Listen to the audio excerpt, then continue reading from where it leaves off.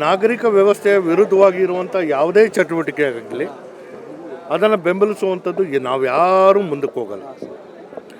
ಇಂಥದ್ದು ನಡೀತಾ ಇತ್ತು, ರಾಜಾರೋಷವಾಗಿ ಅವರನ್ನು ಇಲ್ಲಿ ಉತ್ಪಾದನೆ ಮಾಡ್ತಾಯಿದ್ರು ಅಂತ ಹೇಳಿದಾಗ ನಮ್ಮ ಏನು ಇಂಟೆಲಿಜೆನ್ಸ್ ವ್ಯವಸ್ಥೆ ಇದೆ, ಪೊಲೀಸ್ ವ್ಯವಸ್ಥೆ ಇದೆ, ಎಲ್ಲೋ ಒಂದು ಕಡೆಗೆ ಅದು ಅದರ ವಿಫಲತೆಯನ್ನು ನಾವು ಕಾಣ್ತೇವೆ.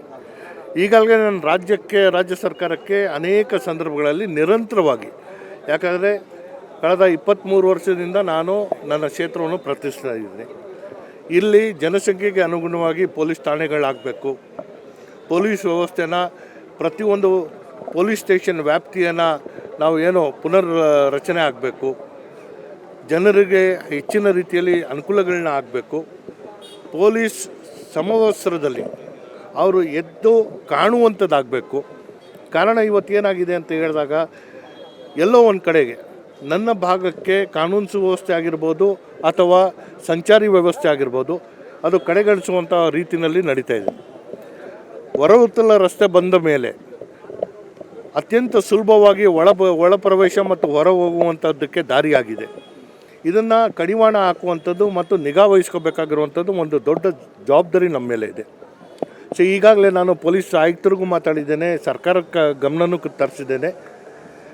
ಕಳೆದ ಬಾರಿ ಏನು ನಿನ್ನೆ ಸಂಸತ್ನಲ್ಲೂ ಚರ್ಚೆ ಆಗಿರುವಂಥದ್ದು ಉದಯಗಿರಿ ಠಾಣೆ ಮೇಲೆ ದಾಳಿ ಆಗಿದ್ದಂಥ ಇದು, ಆ ಕಾರಣಕ್ಕಾಗಿ ನಾನು ಸರ್ಕಾರಕ್ಕೆ ಪ್ರತ್ಯೇಕವಾಗಿ ಪತ್ರ ಬರೆದು ಜನಸಂಖ್ಯೆಗೆ ಅನುಗುಣವಾಗಿ ಠಾಣೆಗಳು ಬರಬೇಕು ಅಂತ ಹೊಸ ಪೊಲೀಸ್ ಠಾಣೆ ಒಂದು ಇವತ್ತು ನನಗೆ ಮಂಜೂರು ಮಾಡಿಕೊಟ್ಟಿದ್ದಾರೆ. ಸೊ ನಮ್ಮ ಕೆಲಸ ನಾವು ಮಾಡ್ತಾಯಿದ್ದೀವಿ. ಆದರೆ ನಾನು ಹೇಳುವಂಥದ್ದು, ಯಾವುದೇ ಒಂದು ವ್ಯವಸ್ಥೆಯಲ್ಲಿ ನಾವು ಚುನಾವಣೆ ಇದ್ದಾಗ ಪಕ್ಷ ಪ್ರತಿಪಕ್ಷ ಅನ್ನೋದು ನಾವು ಹೇಳಬೇಕು. ಆಯ್ಕೆ ಆದಮೇಲೆ ನಾವು ಜನರ ಹಿತಕ್ಕಾಗಿ ಕೆಲಸ ಮಾಡಬೇಕಾಗಿರುವಂಥದ್ದು. ಇಲ್ಲಿ ಲೋಪನ ಬರೀ ಒಬ್ಬರ ಮೇಲೆ ತೋರುವಂಥದ್ದಲ್ಲ.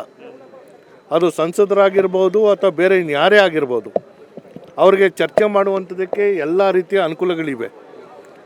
ರಾಜ್ಯ ಸರ್ಕಾರದಿಂದ ಅವ್ರಿಗೆ ವಾಹನ ಕೊಟ್ಟಿದ್ದೀವಿ, ರಾಜ್ಯ ಸರ್ಕಾರದಿಂದ ಅವ್ರಿಗೆ ವ್ಯವಸ್ಥೆ ಮಾಡಿಕೊಟ್ಟಿದ್ದೀವಿ. ಆ ರಾಜ್ಯದ ಹಿತ ಕಾಪಾಡುವಂಥದ್ದು ಬಿಟ್ಟು ರಾಜ್ಯದ ವಿರುದ್ಧ ಅಲ್ಲಿ ಸಂಸತ್ನಲ್ಲಿ ನಿಂತು ಮಾತಾಡುವಂಥದ್ದು ಅದು ಬಹುಶಃ ಒಬ್ಬ ಸಂಸದರಿಗೆ ಶೋಭೆ ತರುವಂಥ ಕೆಲಸ ಅಲ್ಲ. ಭಾಳ ಪ್ರತ್ಯೇಕವಾಗಿ ನಾನು ಹೇಳುವಂಥದ್ದು, ಜಾತಿ, ಬಟ್ಟೆ, ಪ್ರಾಂತ್ಯವನ್ನು ನೋಡಿ ನೀವು ನಿಮ್ಮ ಏನೋ ಸ್ನೇಹ ಬೆಳೆಸುವಂಥ ರೀತಿಯಲ್ಲಿ ನೀವು ನಡೆಸೋದು ಸರಿಯಲ್ಲ.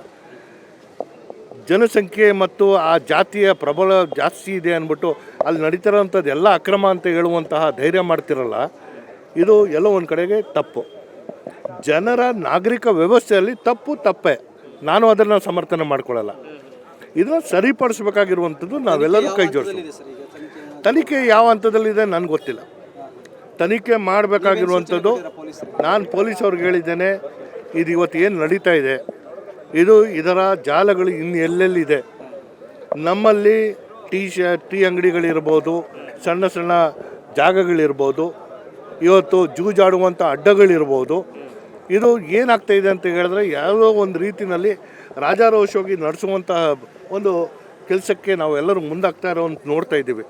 ಇದನ್ನು ಕಡಿವಾಣ ಹಾಕುವಂಥದ್ದಕ್ಕೆ ಏನೆಲ್ಲ ಮಾಡಬೇಕು, ನಮಗೆ ಬರುವಂಥ ಮಾಹಿತಿ ನಾವು ಇಲಾಖೆ ಜೊತೆಗೆ ಹಂಚಿಕೆ ಮಾಡ್ಕೊಳ್ಳುವಂಥ ಕೆಲಸ ಮಾಡ್ತಾಯಿದ್ದೀವಿ. ಅಲ್ಲಿ ಯಾರು ಪರ ಇದ್ದಾರೆ, ಯಾರು ವಿರುದ್ಧ ಇದ್ದಾರೆ ಅಥವಾ ಯಾವ ಪಕ್ಷಕ್ಕೆ ಬೆಂಬಲಿಗರಾಗಿದ್ದಾರೆ ಅನ್ನೋದಲ್ಲ. ನಾಗರಿಕರ ಒಂದು ವ್ಯವಸ್ಥೆಗೆ ವಿರುದ್ಧವಾಗಿ ನಡ್ಕೋತಾರೆ ಅಂತ ಹೇಳಿದ್ರೆ ಅವರು ಆರೋಪಿಗಳೇ, ಅವರ ಮೇಲೆ ಕಠಿಣವಾದಂಥ ಕ್ರಮ ತಗೋಬೇಕು.